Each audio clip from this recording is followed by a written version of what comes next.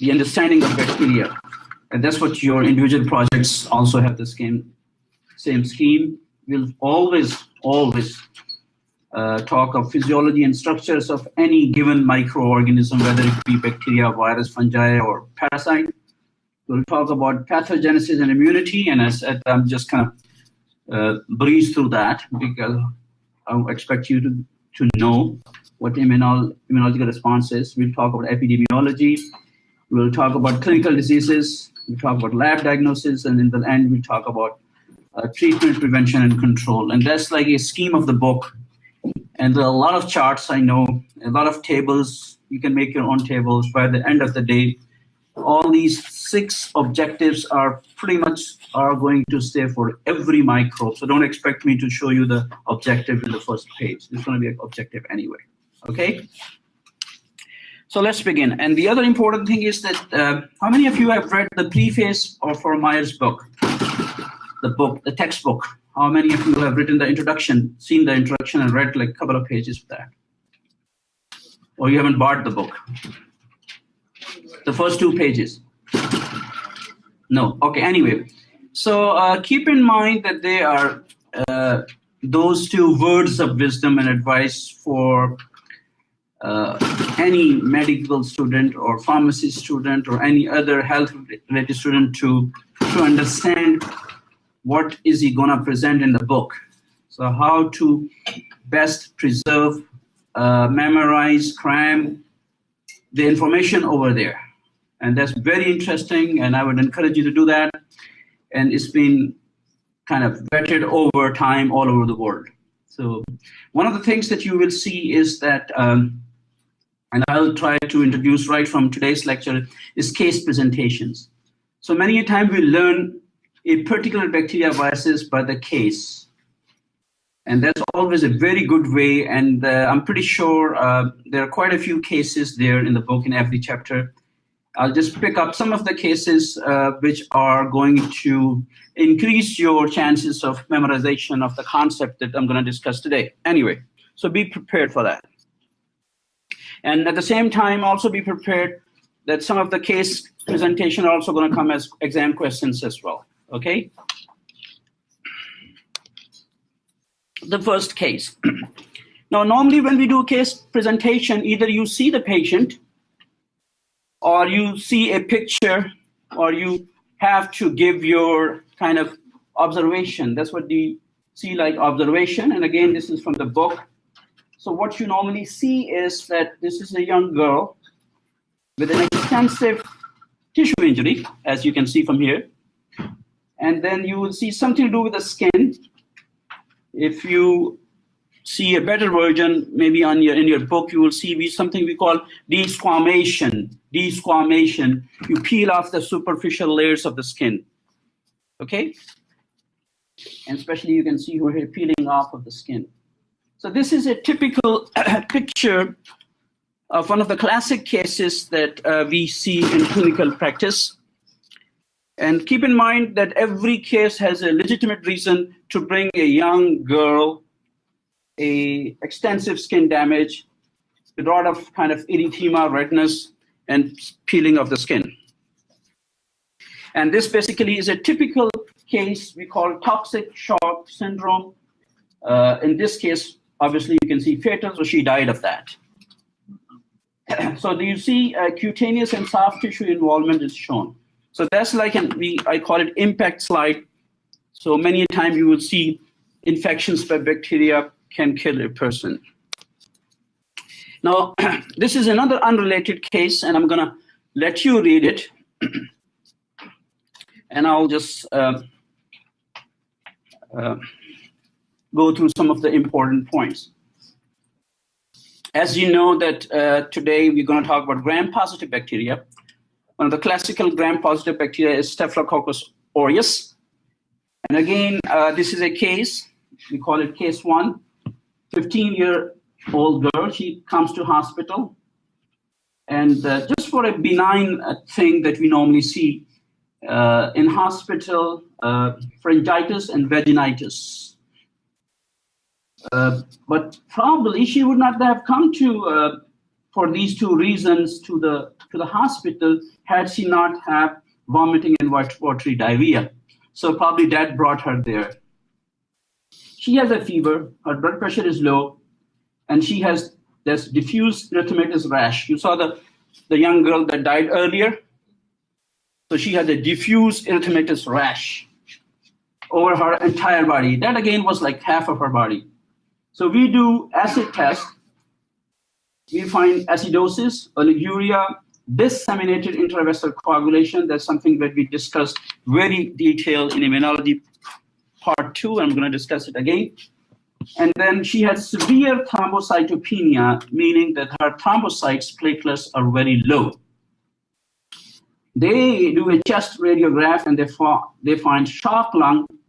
She's admitted into intensive care and they want to stable her. She stays over there for 17 days. So you imagine keep a patient of that age for 17 days in hospital is too much money involved, too many things involved, too many complications there. Then, if you notice, I said desquamation. So because if I was a physician, I already seen a case. The young girl, 15, died, and she had all this peeling of the skin, and she just came with pharyngitis and vaginitis. And also keep in mind, most of us have pharyngitis every now and then. And vaginitis is one of the common things that the women have, the girls have. They take it lightly. But in this case, since it's linked with another thing, which is watery diarrhea and hypotension, then it becomes serious. Now, they do a culture, and all cultures are negative except for throat and vagina, from which they isolate. Which organism did they isolate? Staphylococcus aureus. So now, remember I said that in order for us to make sure that this is the culprit, right, and it has grown from those two cultures, you have to exclude the normal flora. If I ask you Staphylococcus aureus is a normal vaginal flora, and if you culture it's no big deal. If it's a normal flora of the pharynx and you culture, no big deal. It has to be something other than normal flora. So that's where we need to know what the normal flora are. Okay, so let's discuss about the Staphylococci today as a whole family. So cocci is important thing. These are the journal physiology of most of the Staphylococci, regardless of the particular strain. They all are gram-positive. They are facultative anaerobe. They can go without oxygen. They appear on culture as grape-like. That's what the staph means. They have an enzyme we call catalase. And they have some of the strains may have it and some of them may not have is coagulase. Remember I said in journal bacterial pathogenesis, I said that they have to have those enzymes to go and cut your skin because that's what the damage they cause. So they have to have those enzymes. They can be hemolytic. So once you get infection of the blood, they will chew up your red blood cells. They have a capsule, right? And then again, they also produce exotoxins, which are lytic. So you can see extensive damage because they release those toxins over there. And then they have a very important immunological thing which will evade phagocytosis, which is protein A. So you can see protein A. But this is like a generic slide for most of the Staphylococci. Let's go specifically to Staphylococcus aureus. That's the major family member over here. It is again catalase positive. So if you test for an enzyme, catalase positive. Gram positive, I already told you, comes in clusters. Beta hemolytic, I'm going to talk about in a while what is beta hemolytic. Hemolysis is their ability to chew up red blood cells. Then this particular one have coagulase, which is another enzyme. They have protein A, and the function of protein A is going to evade phagocytosis. And then they have species specific. Remember, that's where we want to know, we want to use a very specific antibiotic. In this specific species, they have a teichoic acid, which is normal for gram-positive bacteria, with N-acetylglucosamine polysaccharide A. So it has a polysaccharide A. It's the protein A. They're two different things. Remember, don't confuse them. Now, if you look into the microscope, as most of you will do today, for the gram staining, this is a gram staining, so you can see circular gram-positive cocci. So that's what you see today for those of you coming to the lab. If you were to grow them on, we call sheep blood agar, because we know they want to love to grow in blood. So we prepare sheep blood and agar and inoculate them, and you will see that they have this halo around them. They have large area which shows that these particular bacteria are eating up red blood cells. They form big halos. So that kind of hemolysis, whether it's complete, we call beta hemolysis. So you can see if these bacteria are doing that to sheep blood agar, when it goes into your blood, the Staphylococcus aureus is going to chew up all your red blood cell and become a tragedy, as this young girl died of that. So you can see large colonies, right? And they are all beta hemolytic. So we want to grow them on agar and test them to what their kind of growth characteristics are. The first case I told you about the Staph aureus killing that young girl is a little bit of historical. I'm going to take a little bit back to historical background, because that particular bacteria called toxic shock. It released toxins, it's called shock, and killed the young girl. Okay, so let me give you a little bit of historical perspective for that.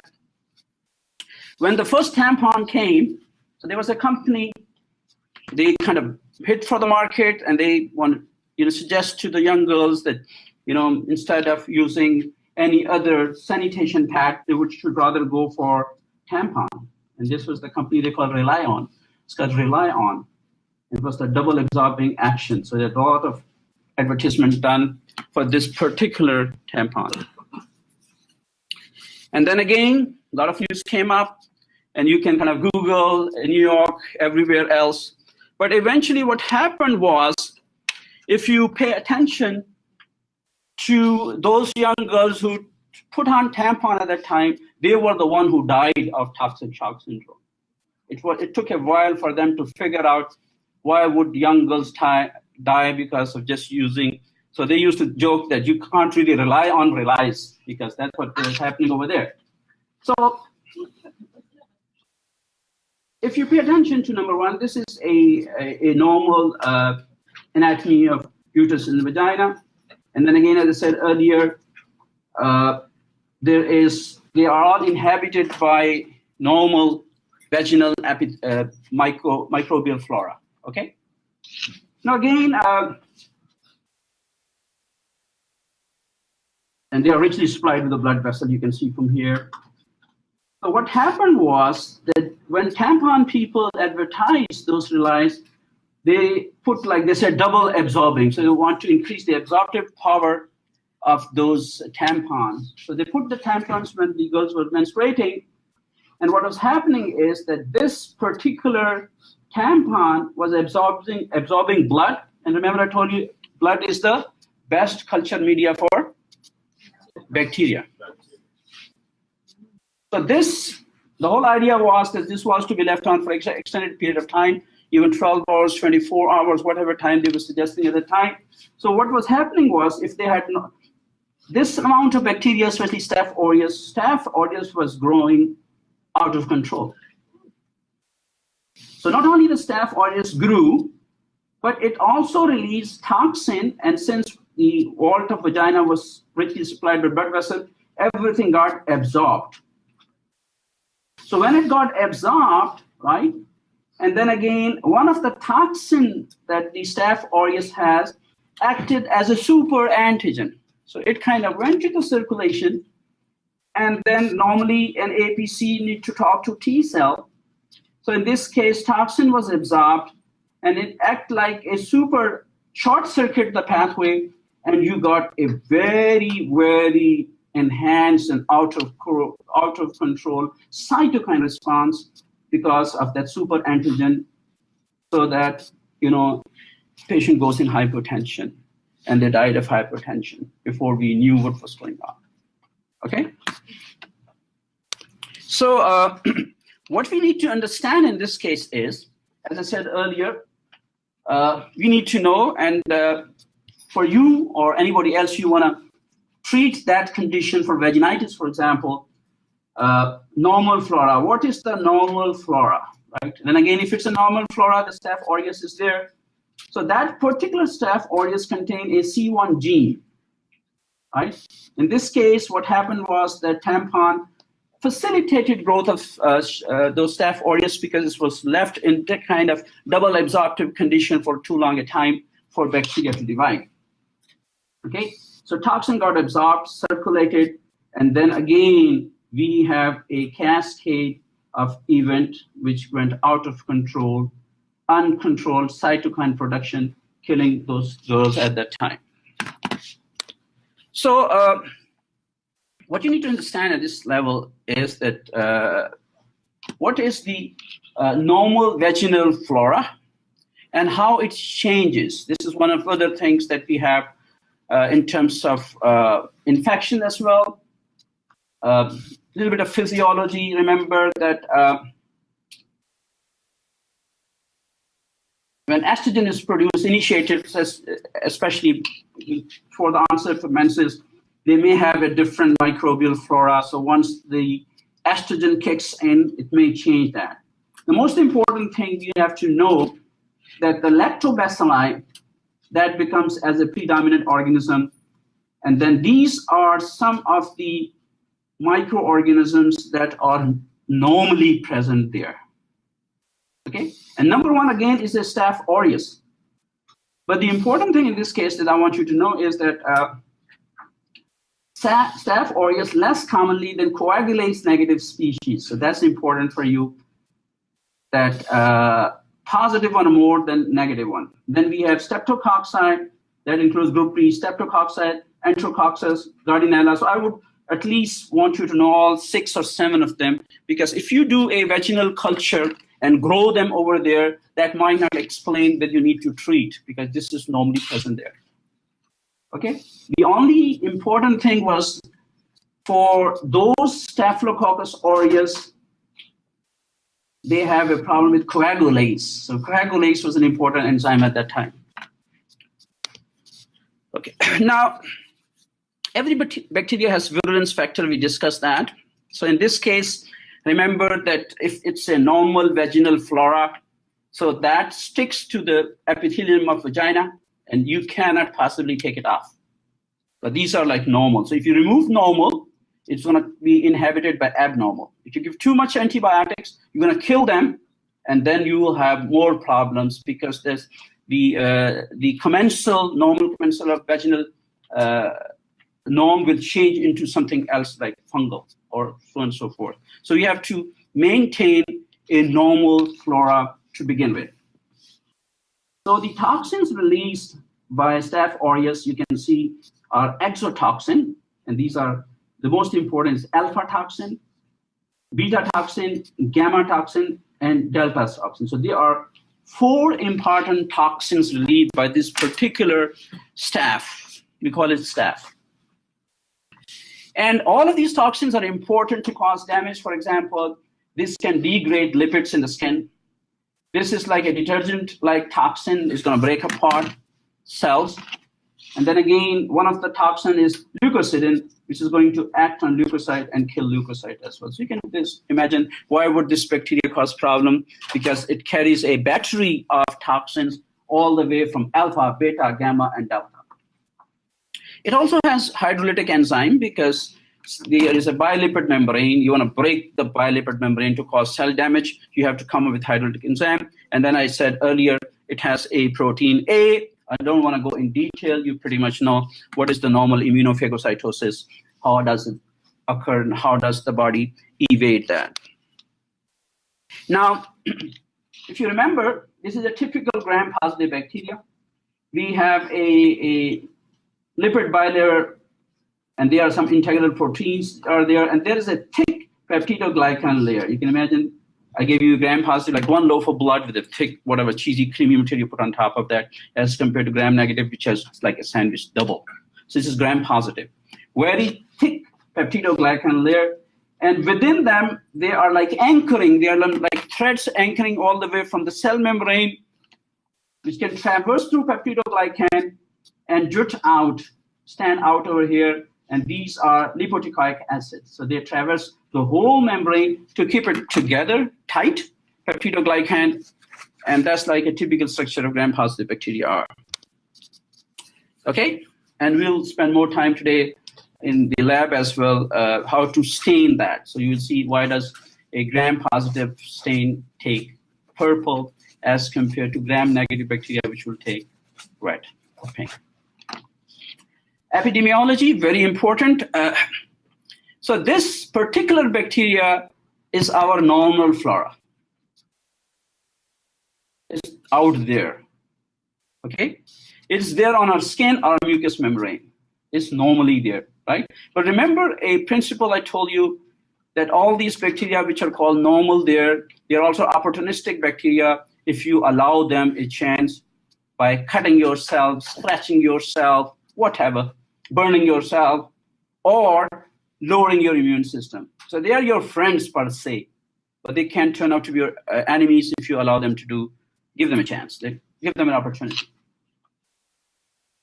They can survive on dry surfaces for long period. The reason is because they have very thick peptidoglycan layer, and they don't have an outer membrane, which is there for gram-negative.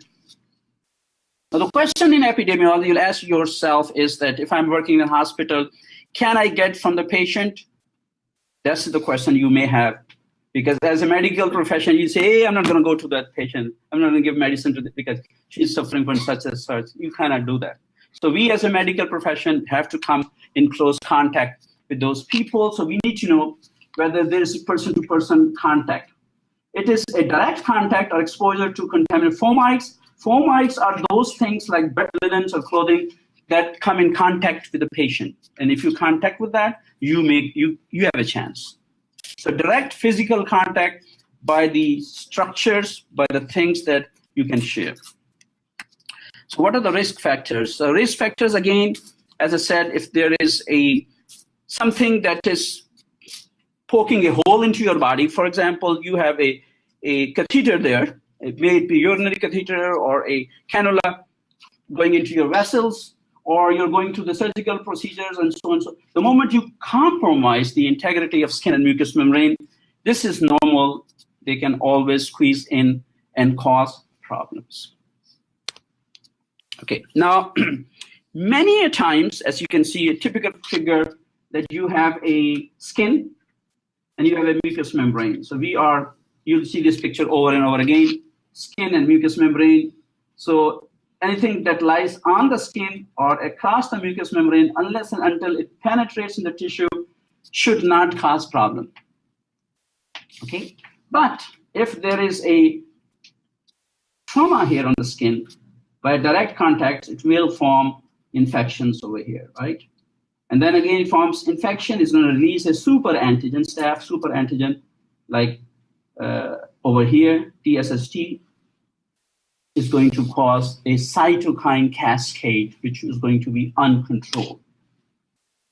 Again, if you look at this diagram over here, this is opening oral cavity to the lungs and intestinal canal, is a rectum over here, urogenital for both male and female. Again, you can see lining of bacteria over here.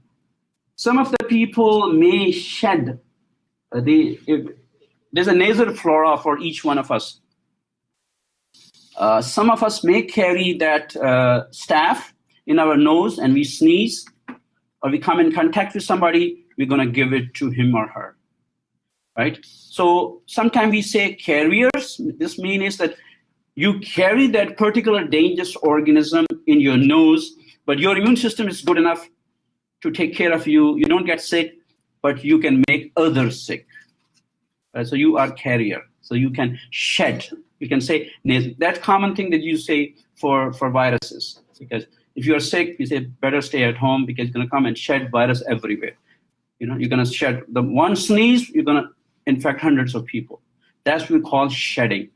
And that's the important thing for bacteria as well. Staphylococcus aureus being shed and taken up by your lungs and then you can create a havoc in your body. Now, if you look at the diseases that particular microorganism causes, and I want you to pay attention to that, because that's a little bit of statistics over here. One thing you have to understand over here that this particular bacteria can infect heart, causing endocarditis, right? It can affect the skin, causing staphylococcal scalded skin syndrome. It can cause pneumonia. It can cause staphylococcus food poisoning, right?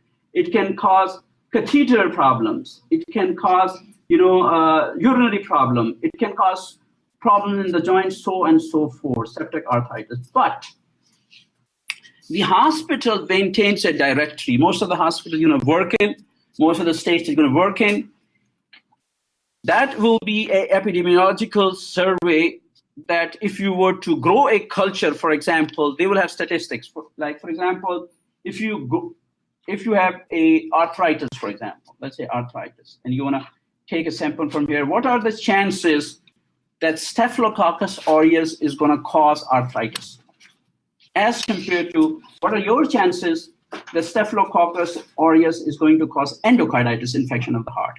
So this is something that CDC maintains. This is something that WHO maintains. This is something the hospitals maintain, called epidemiological survey.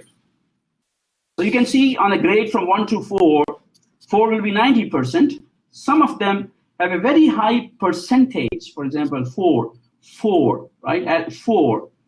So you will see that if you do get infected, Staphylococcus aureus has a very high incidence of being isolated as a culprit for the infection, whether they be related to the heart, whether they be related to the lungs, whether they be related to the skin, so on and so forth, right? But they statistically vary. Okay, it depends. There are a lot of factors over there. That's why you see these type of charts everywhere, and they keep on updating that in terms of isolation of staphylococci from sites of infection. That's what we do culture before we initiate and start therapy. Okay, let's move on to diseases. The idea for the current medical practice is that we want to treat patients on outdoor. We're going to see them in outpatient clinic. We essentially do not want them to come in the hospital. Reason being, because you may have one bacteria and you have these people coming hundreds of people coming with hundreds of bacteria every day over there. So we don't want to put you at a risk. But that's something that the physician have to decide whether you need to be admitted or you do not need to be admitted. Okay? So the chances are there are some common hospital infections. So they are bugs of the hospital, so to speak. They're always there, and they're very strong. They always are there. So we call them nosocomial infection, hospital-acquired infections, especially if the hospitals are not maintaining themselves. So Staph aureus may cause pneumonia, infection of the lung, osteomyelitis, infection of the bone, septic arthritis, infection of the joints, bacteremia, infection of the blood, endocarditis, infection of the heart, abscess, normally seen on the boils, or other skin infection. Very high incidence of Staph aureus being isolated. And keep in mind, this is normal on your skin. So you can imagine the challenge we have. We don't want you to be paranoid. We don't want to go to both extreme, careless and over caring, that you want to wash your hand all the time, you don't want to touch anybody, things of that nature. Then there are some notable syndromes that we talked about, like toxic shock syndrome, scarlet skin syndrome. I'm going to talk about this type of hair, and food poisoning, also important in terms of. So if I ask you, what are the diseases caused by Staphylococcus aureus? So these are the diseases caused by Staphylococcus aureus, and there's a better table in your book as well. Now, the other question you can ask yourself that who are the patients, if you were to admit them in hospital, carry a higher risk? Each one of us pose a different risk. Of course, those people who are, and it goes without saying, the physicians, the nurses, and pharmacists and whatnot who come in direct patient contact, they cannot run away from there. They are there in the hospital, so they always stand at a very high risk. They have to maintain a very high level of hygiene and high level of protection and follow rules and regulations. Okay? All right? So infants, again, because they are infant, immune system is not good enough, they will have a scarlet syndrome. Young children, they cannot maintain their poor hygiene, they will have skin infection. Menstruating women, as I told you, always risk a chance, though they have improved the quality and technology and whatnot of tampon. But again, if menstruating women, if they are using any other means of holding on to the menstrual blood, may stand a chance of getting infected and have a toxic shock syndrome. Patient with intravesical catheters, patient with compromised pulmonary function, if you're asthmatic, or if you have any other thing going on, if you're a chronic smoker, for example, you already messed up your trachea or bronchial, because they're all irritated, so you better chance of getting infection. The worst part is we may have the only last resort antibiotic we have to treat Staphylococcus aureus is methicillin. And if you grow a methicillin-resistant Staph aureus, then we are in big time trouble. Okay, so that was Staph aureus. I'm going to touch upon Staph epidermidis. And as the name suggests, epidermis is on the skin. The difference between these two is that it does not contain coagulase. Again, it's an opportunistic infection, it's non-hemolytic. So these are, if I ask you what are the difference between Staph aureus and Staph epidermidis, these are the differences. By the face value, you'll see aureus is more kind of dangerous as compared to epidermidis, but both are present on your skin. But it does contribute to nosocomial infections. So hospital-acquired infections, we do see Staph epidermidis in hospitals. And you can see from here, coagulase negative Staphylococcus slime. This is a plastic catheter. And you can see once you put those plastic catheters to the body of the patient for IV or whatever, because you open a hole over there, they tend to kind of grow around that. So they have to clean it or they have to replace it every now and then. Because you cannot keep it for long because it's going to get infected and you may have a problem. And the other important thing is that the bacteria, they kind of make a cocoon and like a covering, especially at those sites where we call that as a slime, which is a glycocalyx. So they cover themselves up, disallowing the antibiotics to go. So they kind of put that covering, protective covering, and because for that antibacterial to action, you have to physically make sure that those antibiotics go and touch the bacteria or touch their cell wall, but they will kind of, we call it slime, over here. And then they basically are unable, unreachable, whatever you want to do. Very important for coagulase negative Staph slime. I also said for most of these bacteria that they release toxins, right?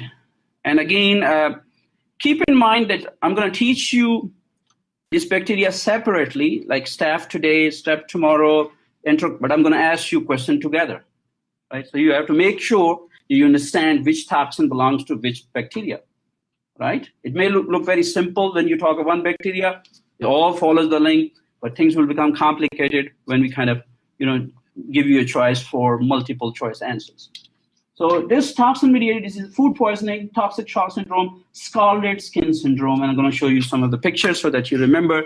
This is notorious for Staphylococcus aureus. Okay. And this is actually, you can see from here. You see desquamation of the skin, and this is in a younger person, very common scene, but this is a scalded, we call it scalded, it looks like skull, like, you get burned and the superficial skin gets burned and peeled off, that kind of impression that we have. Staphylococcal scalded skin syndrome, and it's present all over the body. This is typical of staph. And if you notice that the fatal for toxic shock syndrome, it was also very important. So that is a classical skin disease we got in babies or infants. Another picture over here, again, newborns. So you can see infections in perineum. You can see infection in the newly cut umbilicus, and all kind of things are there in terms of staph causing problems. So very common because of these catalases and because of those enzymes that these staph carry, they go and break apart the skin and cause damage. So we have to treat them. Again, you can see peeling off the skin as if it was burned, but this is not burned. This is a typical scalded skin syndrome, very important for infants and newborns. Then Staph aureus is very important in terms of, especially when you're going to take diabetic patients. And no wonder I told you not to eat and drink in the lecture, because I'm going to show you all these kind of pictures. And if you want to take your chances, bring your vomiting bag, as I said. So pyogenic diseases, that Staph aureus is one of the most important things that causes pus. They call it pyogenic, pus-forming bacteria. And there are different types of it. I'm not going to bombard you with that, but I do remember when I taught you skin, I gave you a little bit of information. Those of you who are interested, they can go back in physiology of skin and find out what was it that I said at that time. These are some of the skin conditions: impetigo, folliculitis, furuncle, carbuncle, other wound infections. And many of them may be hospital or community acquired. And the problem again is MRSA. So MRSA is a big problem because you use a drug that's the last resort. What can you do if your final antibiotic is not working? This is impetigo. So you can see impetigo in this young man, which is a localized skin infection. Bullous, we call it bullous because it's come like a bully form, like a swelling, right? And it will have a clear fluid inside. It's a typical of, we call impetigo. And this is a carbuncle. You will see again in diabetic patients. You'll see multiple abscesses. They all coalesce to form this angry-looking cellulitis with draining sinuses. Very, very difficult situation, very difficult to heal. And it is also something to do with the toxin of Staph aureus, right? And those of you who have had chance to work with the diabetic patients, you will see that it's very resistant. Nothing's going to work, wound cleaning, so on and so forth. And the pus pockets are very deep, very, very deep. So it's a scary picture. Now, what you need to understand in this case is that, again, immunology of it, what happens is that you have bacteremia. So you have this bacteria in the blood. And then again, neutrophils will come and fight.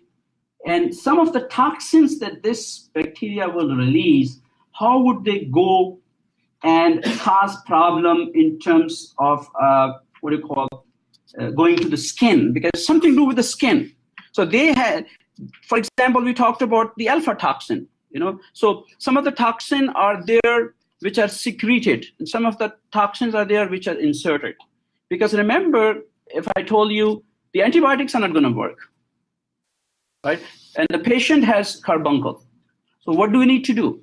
Then we have to resort on those kind of immunological drugs that will stop that particular toxin from getting into those cells to cause skin damage. So in this case, you can see that there are some receptors over here, like fibronectin receptors.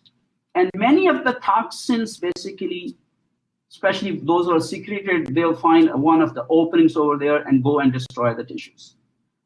So if you see tissue destruction that you saw in cellulitis, which is inflammation of the cells, skin, and you can see from here alpha toxin, and they have a way to be squeezed into the cell, and we need to block them here, right? I'm not going to teach you what are the drugs over here, but just keep in mind that that's what we are working on in terms of stopping the initial attachment by the fibronectin binding protein, and then we want to make sure the toxins which get inserted and kill neutrophils. So we want to come up with something that will block that kind of tissue damage that we normally see in a typical cellulitis.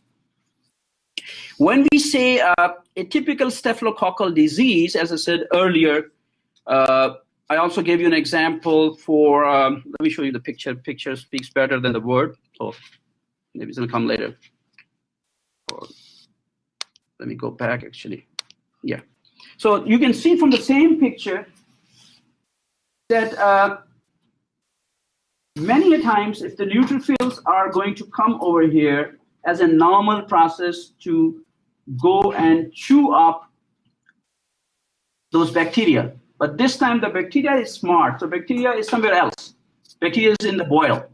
But it has released those toxins which have traveled through the blood and reached the tissues. Right? So what happens is that if you give antibiotics, antibiotics will still kill the bacteria, right? But they have already released those toxins. And there's no control for toxins. So we have to control those toxins. So you have to give like antidotes for that. That's why we are still working to find those blockers that are there, especially for staphylococcal mediated diseases. Okay?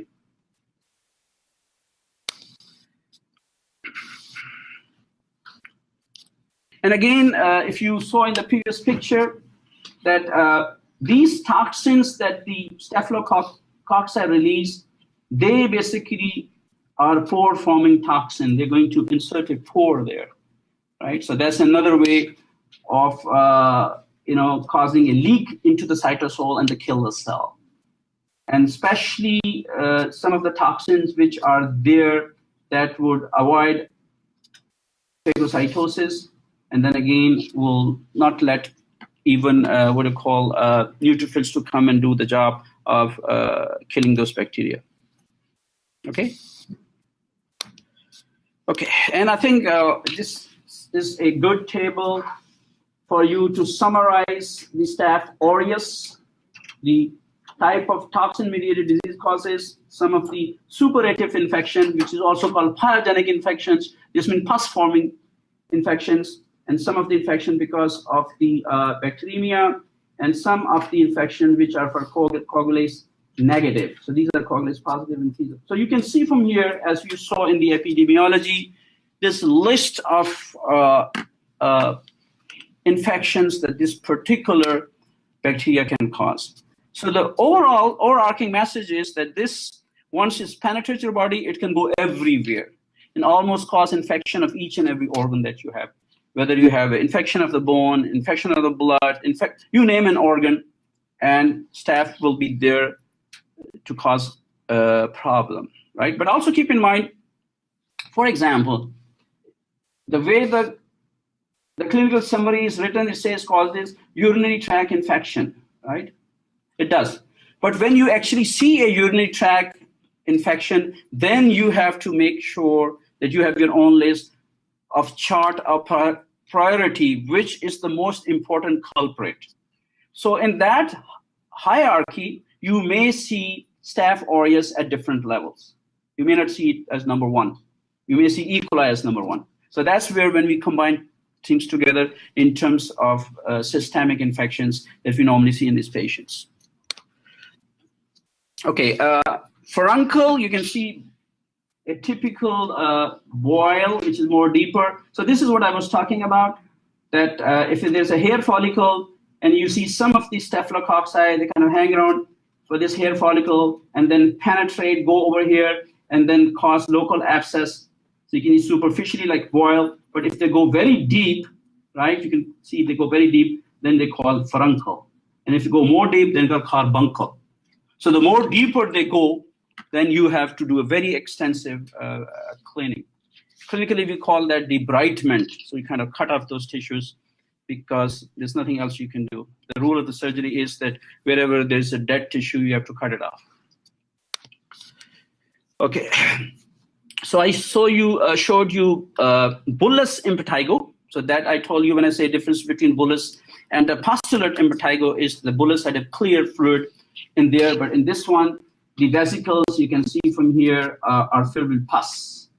So they have a erythematous, it looks like acne. Acne can go into that level as well.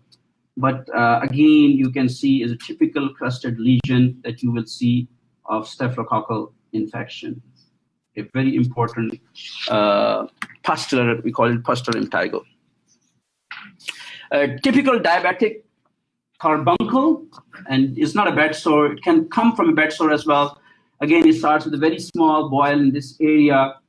And then again, I can assure you the local antibiotics, systemic antibiotics are not going to work because it's very, very deeply kind of situated to such an extent that, I mean, I know personally of one of the cases that I operated upon. If you remember, it's a gluteus maximus, gluteus minimus, and minimus. It goes very deep. You just have to go over there all the way to the bone level to clean it up. You know, I remember when I was taught as in surgery, I was a little bit kind of delicate in kind of putting my knife in, but my professor really went because it really had to be opened up and oozing out of blood. So carbuncle, especially for a diabetic patient, is pretty nasty. And there's nothing you can do but to remove the pus and clean everything out. So that is major problem with Staphylococcus aureus and with the toxin that it releases. Typical carbuncle. Okay, now the other question is how do we diagnose it? As I said, half of the class is going to be trained today.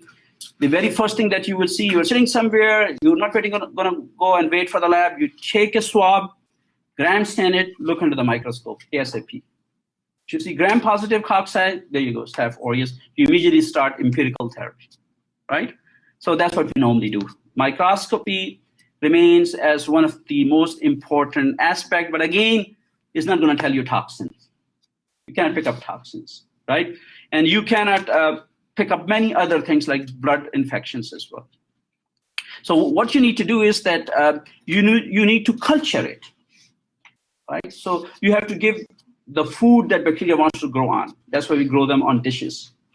And we have to give them whatever they need to grow on, right? In this case, if I tell you that this staph can grow on non-selective media, what does that mean?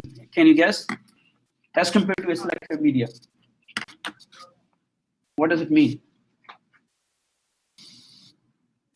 Well, it means is if it's, yeah.